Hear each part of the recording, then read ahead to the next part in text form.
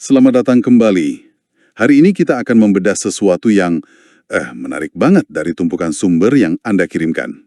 Kita nggak akan bicara soal startup teknologi raksasa atau kebijakan makro yang rumit, tapi kita akan turun ke akar rumput, ke jantungnya perekonomian lokal. Kita mau bahas sebuah bank perekonomian rakyat atau BPR di Kabupaten Malang. Namanya BPR Pujon Jaya Makmur. Dan misi kita kali ini cukup spesifik ya, dari profil perusahaan, analisis media, sampai laporan keuangan publikasi yang mereka rilis, kita coba bongkar resep rahasianya. Gimana caranya sebuah bank lokal di daerah pertanian, di daerah peternakan, itu nggak cuma bertahan, tapi justru bisa tumbuh pesat di era gempuran digital sekarang ini. Betul. Sebelum kita masuk lebih dalam ke kasusnya, mungkin bisa dijelasin sedikit dulu. BPR itu sebetulnya makhluk seperti apa sih? Apa yang bikin mereka beda dari bank-bank besar yang cabangnya ada di mana-mana? Tentu, gini deh, anggap aja BPR ini spesialis lingkungan. Kalau bank umum itu kayak supermarket besar yang jual segalanya buat semua orang. Nah, BPR ini lebih mirip warung tetangga, kenal betul sama pelanggannya. Secara regulasi, sejak UU nomor 4 tahun 2023, nama resmi mereka itu Bank Perekonomian Rakyat. Fokus utamanya itu melayani UMKM dan masyarakat di wilayah yang terbatas. Mereka nggak melayani transaksi rumit kayak giro atau clearing. Fokusnya cuma 3, tabungan, deposito, dan yang paling penting menyalurkan kredit ke komunitas di sekitar mereka. Jadi pendekatannya jauh lebih personal gitu. Oke, jadi pemain lokal untuk kebutuhan lokal. Paham.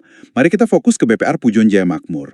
Dari sumber yang kita punya, mereka ini bukan pemain baru ya kan? Udah berdiri sejak 1992. Tapi yang menarik perhatian saya itu soal kepemimpinannya. Ada 2 nama yang terus muncul nih, Saptoliantoro dan Rohman Hidayat. Apa yang istimewa dari mereka? Nah ini dia, ini fondasi pertama dari sukses mereka. Stabilitas, ketemu akselerasi. Saptoliantoro itu bisa dibilang sosok pembangun fondasi. Beliau itu menjabat direktur utama selama 21 tahun, dari 1994 sampai 2015. Dan sekarang jadi komisaris utama.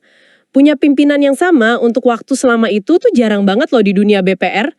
Ini yang ngebangun kepercayaan nasabah dan regulator secara mendalam. Ada konsistensi gitu, ada orang yang bisa dipegang omongannya. Jadi ada figur yang sangat stabil. Lalu, di mana letak akselerasinya? Akselerasi itu datang dari kepemimpinan yang sekarang di bawah Pak Rohman Hidayat sebagai direktur utama.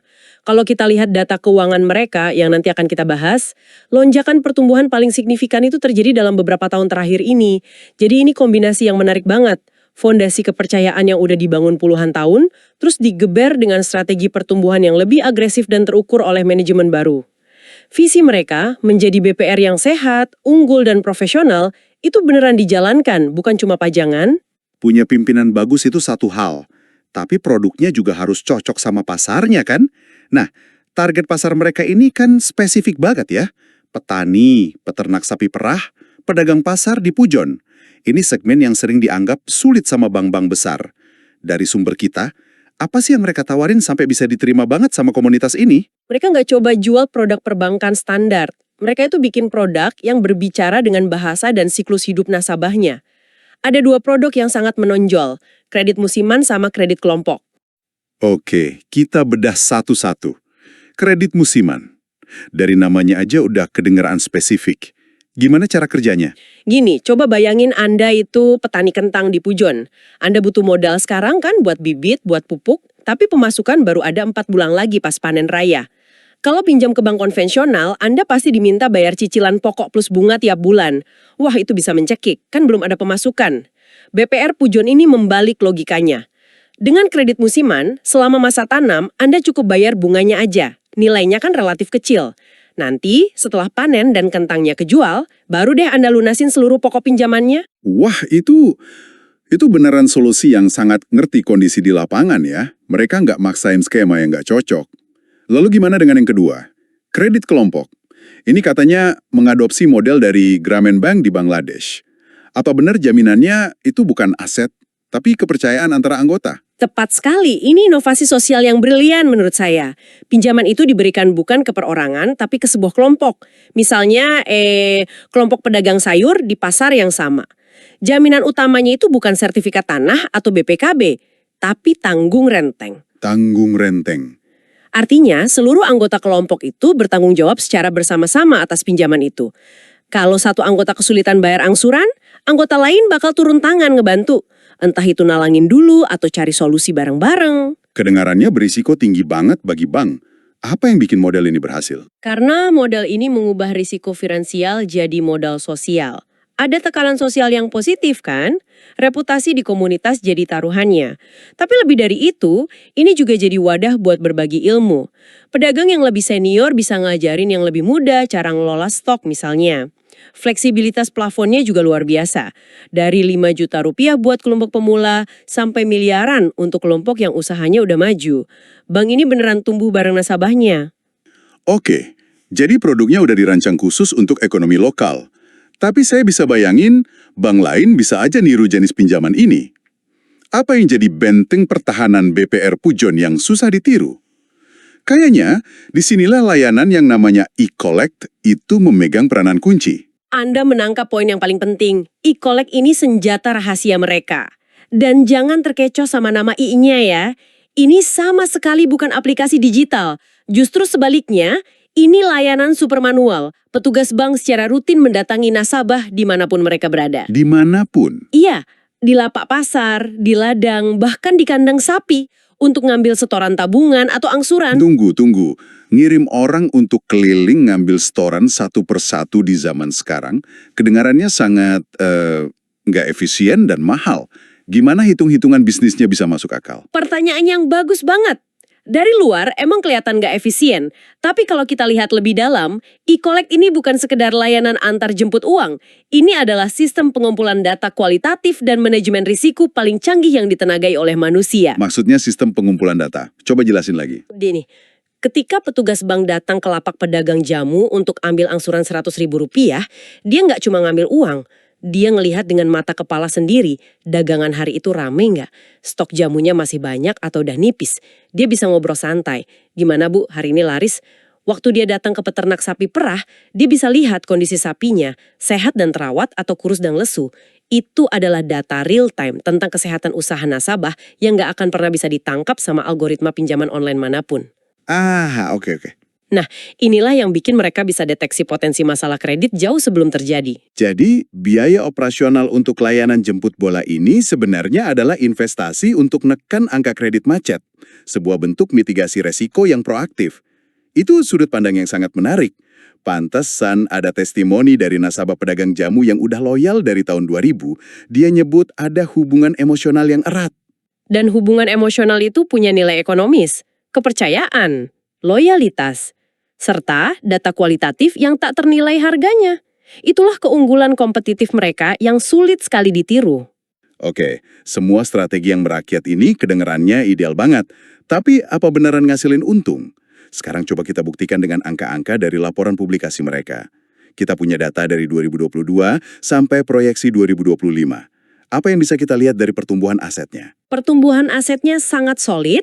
Di akhir 2022, total aset mereka itu sekitar 36 miliar rupiah. Angka ini naik jadi hampir 41 miliar di akhir 2023 dan diproyeksikan bakal menembus 54 miliar rupiah pada akhir 2025. Ini nunjukin bisnis mereka terus ekspansi dan dipercaya makin banyak nasabah. Aset yang tumbuh itu bagus, tapi belum tentu profitable kan? Bisa aja asetnya gede, tapi biayanya juga bengkak. Gimana dengan laba bersihnya?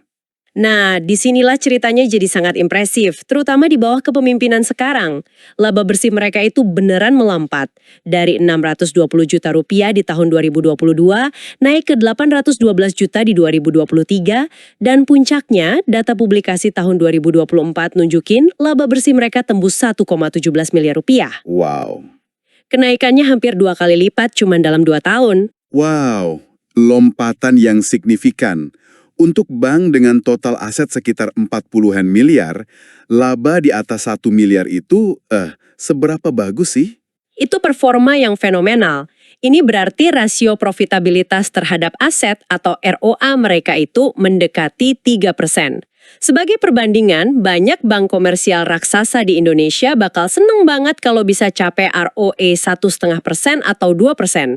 Jadi secara relatif terhadap ukurannya, BPR Pujon ini bisa dibilang 2 kali lebih profitabel. Ini membuktikan model bisnis mereka nggak cuma berkelanjutan tapi sangat menguntungkan. Oke, ini bikin saya makin penasaran.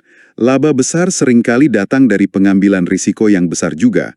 Dengan layanan jemput bola dan model kredit kelompok tadi, jangan-jangan mereka terlalu longgar ngasih pinjaman. Gimana dengan angka kredit mereka macet, NPL-nya? Ini jawaban paling kuat dari semua data yang ada, dan mungkin bagian yang paling mengesankan. Kita lihat rasio kredit bermasalah atau NPL gross mereka. Pada Desember 2023, angkanya memang masih cukup tinggi, di 11,86%. Ini di atas ambang batas sehat yang ditetapin regulator. Nah, itu dia. Angka yang cukup mengkhawatirkan. Betul, tapi lihat apa yang terjadi selanjutnya. Mereka berhasil melakukan perbaikan drastis. Laporan Desember 2024 menunjukkan NPL gross mereka anjlok ke 7,26%. Dan proyeksi untuk Desember 2025, angkanya ditargetkan ada di 5,06%. Wow. Untuk ngasih gambaran, batas sehat dari OJK itu umumnya di angka 5%. Jadi mereka ini secara efektif pindah dari zona perlu perhatian khusus ke status murid teladan cuma dalam waktu 2 tahun.